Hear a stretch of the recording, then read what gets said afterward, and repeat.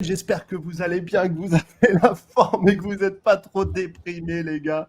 En tout cas, ravi de vous retrouver. C'est Buty pour Wen. C'est le morning de bon lundi. J'espère que vous allez bien. Et d'ailleurs, comment tu vas, mon Smart? Ça va? Ouais, j'aime les gars, ça va. Bah écoute, toujours pareil, tu sais, c'est ce fameux réveil.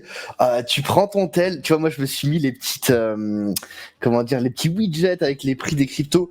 J'ai vu les prix, j'ai fait Après je me suis rappelé qu'effectivement on en avait parlé dans le rapport, donc il y a pas trop, il y a pas trop de quoi être surpris en principe.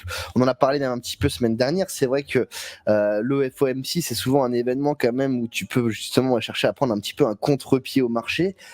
On avait avancé pas trop mal, hein. On avait fait, pour rappel, un 107 à 100, 117, 118 dans les heures qu'on suivit le FOMC. Donc forcément, c'était un petit peu, comment dire, douteux, si tu veux, d'arriver là comme ça. Du coup, je suis pas trop surpris non plus ce matin. Tranquille, quoi. Ça va? Belle cascade de leaks, hein. On a règle du monde sur 24 heures, on va vous en parler un petit peu après. C'est quand même pas mal de voir le PIB de quel pays on a pu liquider en 24 heures. Donc 24 heures rect, 1,7 milliard, quasiment. En fait, ça s'est fait très vite, hein. Ça s'est fait dans une mèche un petit peu liquidative, ce qui du coup, comme on le disait, pas très surprenant quand on voit que cette zone de supply a fait son effet, hein. Elle nous a tenu, elle nous a rejeté. On a eu ce petit pump un petit peu autour du FOMC, mais pour l'instant, ça n'a pas fait le boulot. La question qu'on va se poser un petit peu plus tard, quand je rentrerai en précision dans les charts, mais c'est, en fait, on est vraiment maintenant, pour moi, dans un entre-deux, hein. C'est soit on trouve ce point bas ici, autour des 112, et on peut repartir, soit il y a un monde, on va aller chercher ce lot-là, quoi. En tout cas, si on ne la tient pas, je pense qu'on va éclater les 107, et a priori, ce serait, je pense, pour aller travailler cette FVG plus le plus bas de juillet, là où eh bien il y a des niveaux de liquidité, un niveau de liquidité sur lequel aussi on s'est un petit peu appuyé, notamment pour la conclusion du rapport qui était attention quand même un petit peu de prudence, c'était qu'on avait énormément de longues de liquidités qui s'accumulaient au sud et de moins en moins au nord en contrepartie. Si je comprends, il faut prendre le rapport pour devenir riche. Non, mais ça, c'est pas la promesse. Par contre, le rapport pour être serein, avoir les niveaux qu'il faut, etc. Ouais, clairement. Parce que là, ceux qui l'ont pris, en tout cas, ils pourront témoigner. Les zones étaient complètement spotées. On peut vous le montrer un petit peu, hein, d'ailleurs, même en live, hein, mais c'est vrai qu'on a mettre la target pour le coup sur Pump, ça a été fait. AAV, pareil, tu vois, on parlait des 200, 250, 260. On y est passé pour le coup. Niveau Ethereum, on a commencé à effleurer un petit peu la zone qu'on attendait aussi pareillement, et surtout sur BTC où ça avait été quand même très bien illustré. Donc, comme Buty dit, c'est pas une promesse de richesse, mais plutôt d'avoir des niveaux sur lesquels un petit peu manager votre risque. Qu'est-ce qu'il nous dit, Eric? L'idée, c'est pas de flex, mais après avoir lu le rapport, ouais, Eric, tu l'as effectivement, j'ai désexposé certains de mes bags en divisant par 2 pour avoir du cash et racheter plus bas. Résultat, Egenmorpho rechargé en buy limit. Bravo, Eric, bravo à toi. Magnifique. Si vous êtes là et que vous kiffez être avec nous, tout simplement, voilà, mettez le petit cœur, et c'est très bien comme ça. Merci. Merci à vous. Ceci étant dit, calendrier écho de la semaine, en somme, une semaine qui va être intéressante quand même, puisque on a les services manufacturiers, le PMI, qui sortent en fait pas plus tard que demain, en fait, mardi, avec apparemment ils seront suivis d'une discussion de Powell. Donc je savais pas qu'il parlait, effectivement. S'il parle, bon, on va voir ce qu'il dit. Ça peut être important. Pourquoi? Parce qu'on l'a vu, mais le switch de Powell récent, il se focus beaucoup plus autour de l'emploi et tout, donc forcément les services manufacturiers et autres peuvent être des indicateurs, des métriques en tout cas pour mesurer tout ça. On a aussi ce jeudi qui sort a priori les chiffres finaux en tout cas du PIB américain. Bien entendu, il y aura les chiffres du chômage aussi qui vont tomber, donc à prendre en considération comme ça quand même. Et le corps PCE pour vendredi au mois, le mois aussi, donc intéressant, bien que je pense que vraiment l'inflation maintenant on en a vraiment plus grand chose à faire si tu veux, parce que Powell a littéralement abandonné ce combat, quoi. Il a été assez clair dessus, et aujourd'hui c'est plutôt l'unemployment en tout cas qui sera à surveiller. Mais ce matin, vu qu'on a un petit peu liquidé, je pense que voilà, ce que vous voulez c'est rentrer un petit peu dans le vif du sujet.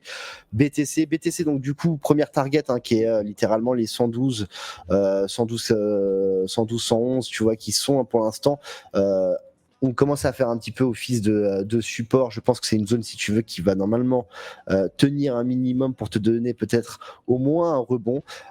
Mais pour moi, ici, on rentre dans la zone de vraiment, c'est soit ici qu'on prend la décision, soit si on l'enfonce, je pense qu'on va péter ce lot et littéralement aller chercher le plus bas de juillet, quoi. Donc, c'est quelque chose qui reste possible, mais on y va étape par étape. Pour l'instant, il y a un steak à défendre ici, à mon sens. Il y a un steak à défendre ici. On l'a vu, mais on a rencontré aussi pas mal de targets vis-à-vis de certains alts. Donc pour l'instant, il faut aussi les travailler en tant que tels, quoi.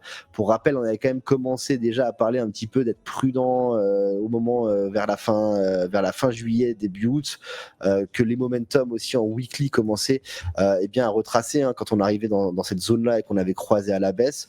Aujourd'hui, on s'est retrouvé à avoir effectivement fait un point bas, une tentative haussière, mais on a l'air de vouloir recroiser le momentum baissier. Donc il va peut-être falloir qu'on soit en mesure de laisser un peu de temps, justement, en tout cas au marché, de digérer tout ça et de nous donner vraiment plus de confirmation. Mais on a commencé en tout cas avec Beauty quelques achats aussi ce matin. Moi personnellement, je suis rentré pour la première fois un petit peu une petite somme pour le coup. Pour l'instant, j'ai pas plus que ça, mais sur le pump, je reviens dessus juste après. En tout cas, voilà, pour BTC, du coup, zone à tenir, ça va être vraiment intéressant de voir comment les prochains jours se déroulent, en tout cas autour de ce niveau. La cascade de league qu'on a fait était quand même pas mal, j'ai envie de te dire, en tant que tel. Maintenant, on l'a vu un peu plus tôt dans l'épisode, si tu veux, le retour à 105, il est justifiable aussi dans le sens où tu peux avoir 14 milliards à récupérer, 13-14 milliards dans cette région de liquidation aussi, quoi. Donc, dans ce sens-là, on peut pas non plus être surpris. Et tout ce que vous pouvez faire, les gars, c'est d'essayer de gérer, là, pour le coup, au mieux votre expo, parce que c'est un petit peu plus dur en tout cas à palper, c'est un petit peu plus incertain en ce moment. Le marché est justement, en tout cas si je pars sur un point de vue daily, mais il est en train de continuer à faire, pour l'instant il a fait un high, un bas plus haut que le précédent, un plus bas, tu vois. Ici on a buté dessus et on en avait parlé, mais c'est vrai que le BTC, ce cycle, il nous a beaucoup montré des bottoms en forme de tree drive, quoi. Il aime beaucoup le faire en 3 touches et pour le coup les 105 pourraient quand même bien correspondre à ce descriptif. On l'a eu également aussi du côté d'avril 2025. Donc des choses qu'on continue un petit peu de surveiller, mais vous voyez comment, pour le coup, le risque se manage autour. Après 105, ça serait, si on l'avait, si elle arrivait, ce serait quand même une zone des plus intéressantes. Pourquoi ? Parce que votre invalidation structurelle, elle est vachement proche. Elle est vachement proche. Et donc ici, si vous reste du capital, c'est quand même une région où vous avez peu à mettre sur la table à risquer. Bon, là, on est sur le BTC, mais je parle surtout pour les alts, je vais y venir juste après, par rapport à ce qui peut arriver juste derrière, quoi. On continue à Ethereum. Ethereum, pour l'instant, on a pris le lot qui était aussi pareil, mais qui était get target dans le rapport. Et en l'état, c'est pas surprenant. Pour le coup, quand même, Ethereum, on est en train de retester un niveau des plus importants, niveau que t'as pas forcément envie de perdre, bien que pour moi, la zone ultime sur Ether, c'est ce lot-là, quoi, si tu veux. Pourquoi ce lot-là, en fait? C'est parce que tout simplement, quand on est quand même parti sur une série d'impulsions qui a été très très forte.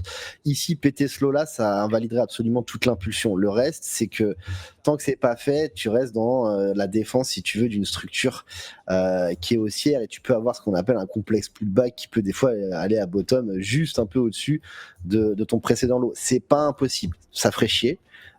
Techniquement, perdre les 4000 sur Ethereum, ça ferait chier.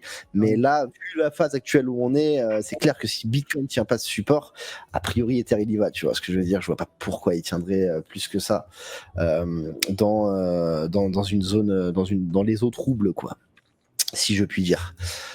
Ceci étant dit, BTCD aussi pareil, mais c'était attendu un petit peu un repli de la BTCD puisqu'on arrivait quand même sur support et compte tenu du portrait qui a été dépeint, particulièrement dans le rapport. Bon voilà, on est en train de matérialiser potentiellement ce qui pourrait être un petit pullback de la BTCD qui n'aurait rien de surprenant tant que tu n'irais pas à rechercher plus haut que ce précédent niveau, et ça fait quand même beaucoup de pump pour la BTCD à faire si ça devait arriver. Donc ça voudrait dire littéralement un gros nuke dans les alts, ce qui pour l'instant n'est pas ce que je vise. Moi je pense plutôt à des corrections qui restent limitées, bien que déjà ce matin tu vois on douille un petit peu quand même, on va pas se mentir, on a mal, mais pour l'instant, ça se défend, ça se tient, et donc voilà, à voir. Mais ce petit repli sur la BTCD pourrait être celui qui initie enfin cette leg qu'on attend tous, hein, la leg où littéralement on va détruire la BTCD, et surtout en pétant en fait les lots de 57. Pour moi, tu casses ce lot, ça pourra aller très très vite. Et c'est important là-dessus d'essayer de s'isoler du bruit, les gars, parce que vous levez votre timeline, elle va toujours vous prendre par les sentiments, mais overall, on est quand même toujours encore haussier là-dessus, RAS. On a eu cette volatilité autour du FOMC, maintenant c'est en train de se résorber. On va chercher un petit peu les zones de liquidité, on va chercher de la contrepartie, on retravaille un petit peu les convictions, mais moi je reste quand même de l'avis, si tu veux, que bon, ok, on est en train de matérialiser ce pullback, mais a priori on devrait voir quand même un reversal opérer rapidement, en tout cas continuer sur la BTCD, et c'est pour le coup tout ce qu'on souhaite. On passe sur les alts, hein, du coup, rapido. Les alts, en tout cas, qui ont été mentionnés aussi pareillement au rapport. C'est vrai que AAVE, on l'avait vu, mais ça commençait à puer un petit peu quand on passait vraiment en plus petit time frame. On commençait à confirmer un petit peu ce passage en dessous, un petit peu une faiblesse. Bon, voilà, ça va pas manquer. Big Red Candle. On a pris les liquidités ici, on a pris les liquidités aussi ici. Le truc, AAVE, et là aussi, il faut le remettre en perspective par rapport à BTC. BTC 105 me ferait chier dans ce sens-là parce que, frérot, si AAVE il se balade ici, en mode clôture, je me balade et tout, je sais pas ce qui se passe avec le frérot, quoi, tu vois. En fait, c'est que là, on va reprendre un petit peu de distance, mais si tu veux, ça reste une zone vraiment clé, cette zone des 250. Pour moi, c'est un petit peu celle qui commence à faire que tu te prices légèrement dans le premium et que tu es prêt en fait à envoyer vraiment du momentum haussier. La réintégrer, ça me ferait un peu chier dans le sens où on a fait un high en décembre 2024, on en a fait un qui est plus bas que celui-ci. Là, je suis en train de perdre le bout de structure que j'ai fait ici et surtout toute cette construction haussière, quoi. Et en l'état, voilà, ça handicaperait, je pense, quand même pas mal le plan haussier sur AVE à court terme. Mais pour l'instant, j'ai envie de te dire, on est dans la continuité un petit peu de ce 1-2, 1-2, 1-2, c'est-à-dire un high, un haut plus haut, un high plus haut, un haut plus haut, etc. Et a priori, ici, tu as potentiellement encore un steak à aller défendre sur ce dossier-là, quoi. Perso, j'ai rechargé sur les 260. Après, avec une invalidation, hein, bien sûr, si on perd la zone, je sortirai ce bag-là. Mais voilà, je trouve que la zone se tente. Avec une petite ça va bien. Ça s'entend. Morpho pareil, hein, pour le coup, on va justement chercher à sauver en tout cas sa construction haussière. C'est vraiment un token de con, je le jure. La volatilité de ce truc, c'est juste une folie, mec.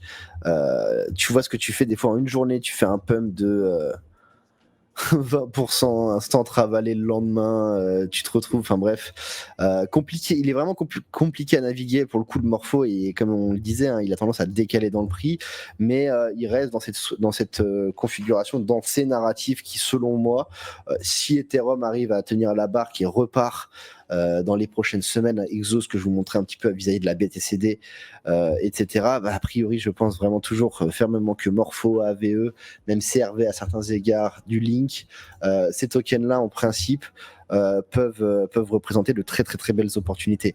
Link a été chercher quand même tous les lots aussi de sa construction haussière, qui conflue d'ailleurs un petit peu avec le fait de faire un higher low et de juste matérialiser au-dessus de cette zone, raison pour laquelle je pense quand même qu'il y a un stack à défendre. Je suis pas non plus instant convaincu qu'on va forcément aller voir les 105, et rappelez-vous, on n'est pas des prophètes, mais c'est plus un jeu de si ça donc ça, donc tu vois, pour l'instant il y a cette zone, elle tient, donc si elle tient, on va essayer de la défendre. Si en revanche elle ne tient pas, a priori c'est la target, c'est la prochaine zone, et là il faudra voir les dégâts qui auront été opérés sur la map, et en particulier sur les alts, le cas échéant, quoi.